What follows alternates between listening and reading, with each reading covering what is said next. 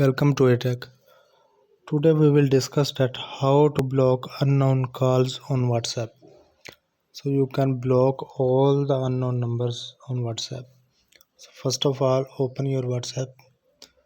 Then on top right corner, click on three dots. So here we will move to settings. In settings, you can see different options, but we will move to privacy. So in privacy, after scrolling, you can see calls option, third last number calls. Here you can see silence unknown callers.